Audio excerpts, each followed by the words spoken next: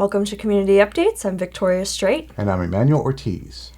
On Friday, April 16th at 10:30, the Sterling Senior Center will be hosting another episode of Armchair Travel. This episode, presented by Jim French, will be taking you to the Kristoff family's Happy Hollow Farm, one of New England's largest piggeries 50 years ago.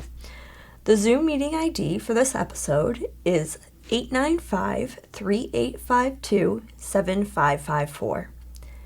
Explore the deep blue from home with Conant Public Library on Thursday, April 22nd at 6 p.m. via Zoom. The Tales and Tales with Adventure Aquarium, an event sponsored by the Friends of Conant Public Library, will feature live animal guests and will show how different animals use their tails. All ages are welcome to register for this event by calling 978-422-6409 during curbside hours. Calling all nature lovers, pre-K through 12th grade, the Sterling Cultural Council is having an art contest and show. Submissions in either visual arts, performance, or written creations that celebrate the earth or speak towards climate change will be due with your name, grade, address, and email included to Conant Public Library by June 1st. Prizes will be awarded at the Art in the Park Art Show in August. For more information, you can visit the Sterling Cultural Council's Facebook page or email Judy at doherty_bwp@yahoo.com. Sterling Cleanup Day is going to be on April 24th from 10 to 2 p.m. with a rain date of April 25th. Bags, gloves, and maps will be available in the town common the day of the cleanup. Take part in making Sterling a cleaner, better place to live. On April 21st, children ages 9 to 13 are invited to register for a photography class taught by local photographer Judy Smehawk. They will learn basic photography concepts and how to take a great picture with any device. To register for this event, visit daymemoriallibrary.org. On Sunday, April 18th at 7 p.m. on Zoom, the Lancaster Garden Club will be hosting Transforming Personal Space from Backyard to Garden with professional landscape designer Sally Musprat. Learn how to join public and private spaces and create privacy in your garden. Register for this event by visiting lancastergardenclub.net. On Saturday, April 17th from 10:30 to 12:30, Seven Bridge Writing Collaborative will be holding a writing inspiration workshop. This workshop will be taught by published freelance writers Barbara Foster and Sharon Harmon. They will teach attendees about using inspirational writing as therapy by using journals, letters, and poetry, and why inspirational writing is in demand within the publishing market. You'll need to register for this event, and you can do so at sevenbridge.org. The Lancaster Community Center, the Land Trust, and the First Church are sponsoring the Lancaster Cleanup Month. Starting April 15, or earlier if you can't wait, keep track of your bag count, drop locations, and strangest finds. Bags will be available at the Community Center swap rack, which is at front door of the Community Center. To claim your street, call 978-733-4076 or email aturner@lancasterma.net. And now let's head over to Lex Thomas. Thank you, Victoria and Emmanuel, for the nice introduction. And of course, we're coming up to Earth Day on April 22nd. And one of the events here in Sterling that we have every year is the townwide cleanup. And this has gone on for several years. And it is once again being coordinated this year by Dick Maki, who's in, not in the studio with me, but who's Zooming with me. Good morning, Dick. How are you? Good morning, Lex. Good to be with you. Good to have you here. So tell me about the townwide cleanup this year. Give me dates and locations and just things that folks need to know. Sure. Well, this is our third cleanup day. We missed last year because of the COVID experience, but it looks like we're going to be in good shape for April 24th. That's a Saturday. We're going to be down at the town common from 10 until 2 o'clock. And if people would like to come and pick up some bags and some gloves to handle that trash with, we'll be there to distribute that. And we'll also have a map available of the town, and we'll be asking people to indicate where they're going to be picking up trash on that map. Now, do people have to register in advance? They do not. There are some people who've already gone down to the DPW this week to kind of get ahead of the game, and that's fine. Uh, but we want to take a little pressure off of them and kind of do it in a centralized location at the town common. Now, what happens once people have collected trash and rubbish and put it in their bags? What happens to them at that point? Well, it's all a very exciting process, of course. What happens is that people tie the bags closed if they can. That's not always possible. And then try to stack them in clusters near an intersection. Again, that's not always possible because some of our roads are quite long, and you just fill the trash bag, close it up, put it by the side of the road. Then what's going to happen is the DPW will have the map that you indicated you're going to work on, and they'll go around in the following week and pick up any of the yellow bags that are out there. In addition to that, there's going to be a dumpster at the Buttrick building. And so if people really don't want to have those bags around their neighborhood and they've got a pickup truck or something, they can bring the bags down and put them in the dumpster. That would, again, save the DPW from going on a treasure hunt around town looking for yellow bags. Sure. Now, what do you anticipate? I understand from speaking with you earlier that you've kind of done a drive around town and kind of scoping out what you're seeing. How do things look this year?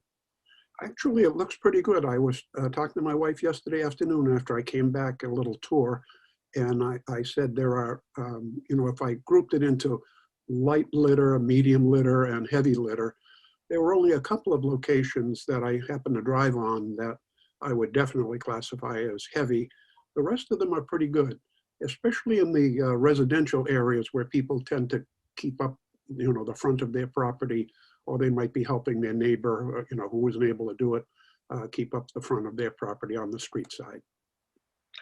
It strikes me, Dick, that this is a really excellent family activity too. What do you think? I think that's a perfect idea. In fact, I've communicated with the PTOs for both of our schools and also the Yahoo leadership to see if they could get their kids out. It's a great opportunity to do small things that in total really make a difference. And I think it sends a message to young people that you do things that serve other people, in the community that you love. And one of the things that, with all the pandemic lockdowns over the past year and whatnot, people have really been encouraged to get outside and to take some air, to do some outdoor activities. So this seems like a perfect way to do it.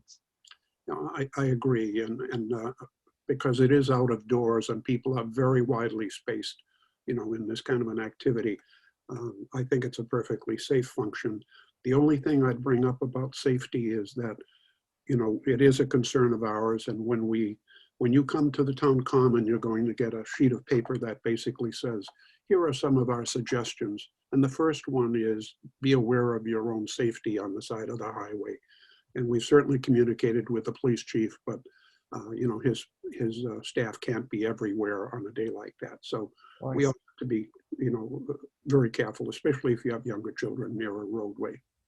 Now, if people are not able to participate on the 24th, is it possible for people to participate in some other way or at a different time? It is that following week, the DPW will have bags and gloves available. Again, they're not really staffed up to, be dealing with that, but certainly if a few people came in afterwards and said, do you have something that we can have? I'm sure that they would cooperate. This is a big deal for them because they don't have to really get engaged. It's kind of a time-consuming thing for them. And just driving around is, and picking up the bags is enough of a contribution from that department. Yeah. Now, I know that you have coordinated this, as you say, over the past 3 years, and that's got to be a labor of love. What made you engage in this? Well, let me take the tail end of that question first. I'm hoping that we'll inspire someone else to take this job over next year. It's not all that time consuming, and it certainly is fulfilling in terms of the good that we do for the community. It was just something that happened around Earth Day. I've always been interested in that. My academic background is in the earth sciences and conservation and astronomy and things like that. So there's always been a natural interest in doing this. And Sterling is certainly the kind of community that rises to a challenge like this, and everybody does care about, what our community looks like. And there are others actually who make a difference. I'll make a plug for the Mass DOT. They're the folks that keep our highway sides fairly clean. They do the best that they can. I just recently went up to Leominster and I saw that they had a crew out there doing the roadside on 190. And I believe they also took care of the Route 12 approach to Sterling near the town center. So things look a little bit better. Now, just in case there's anybody that is watching who might be interested in taking this over in future years, without giving out your personal contact information, how can somebody get involved on that level? I will be at the distribution center at the town common between 10 and 2. Right. They can certainly, raise their interest at that point. And I'd be happy to partner with them for a first year to make sure that everything goes smoothly. But I would like to transition to another team in charge. Sure.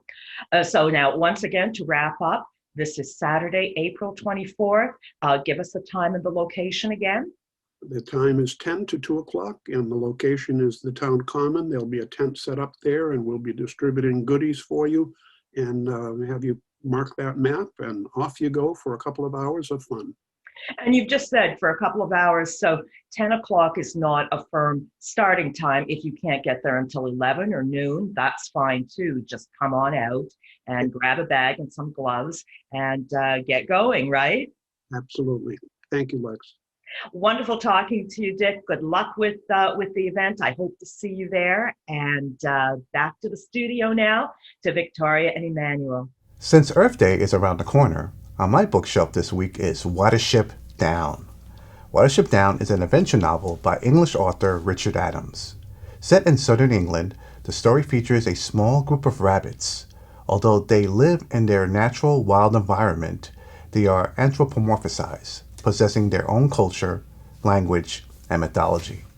The novel follows the rabbits as they escape the destruction of their warren and seek a place to establish a new home, encountering perils and temptations along the way. This is a book that deals with themes of environmentalism and oppressive governments. Although this book has rabbits, this is not a kid's book, and neither are the 2 movies based on this book. This is definitely for adults, and it's a great novel. And that's all we have time for. We'll see you next time on Community Updates.